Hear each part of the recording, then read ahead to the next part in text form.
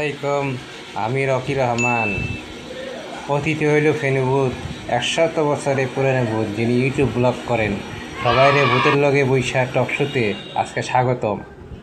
আজকে আমাকে অতিথি হলো বিশেষ, উনি হলো একজন বয়স্ক পুরানো ভূত, যার বয়স হইল মাত্র 100 বছর।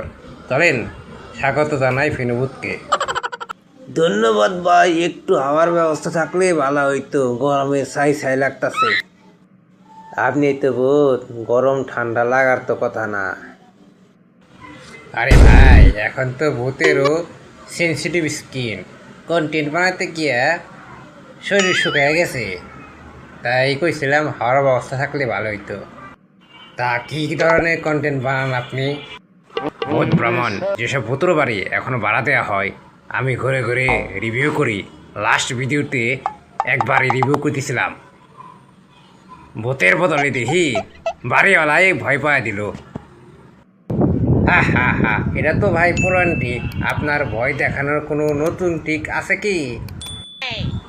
আগে বউ বলে লাভ দিতাম, এখন ভাই সাবস্ক্রাইব করেন না কেন বলে ভয় দেখাই, বেশি ভয় পাই।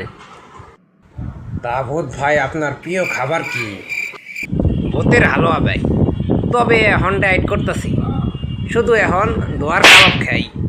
তা ফের ভূত ভাই, আপনার এখন ভবিষ্যৎ পরিকল্পনা কি? তবে ভাই একটা ভাবনা আছে, একটা ভৌতিক রিয়েলিটি শো বানাতে চাই, নামের ভাবনা চলতেছে। আচ্ছা ভাই, এরা দিলে কেমন হয়? ভূতের বউ চাই। জব্বর, তাইলে তো আজকের মতো এইখানেই শেষ করতাছি। ভূতের ভয় নাই, হাসি হোক শেষ কথা। আর কেউ কিন্তু আজকে দরজা খুললেন না ভাই। ফেনি হইতেছে সাবস্ক্রাইব সহ, ওর ভিডিওটি যদি আপনারা সাবস্ক্রাইব না করেন, ওর চ্যানেল যদি বেল বাটন না অন করেন, তাইলে কিন্তু ভয় দেখে মারবো।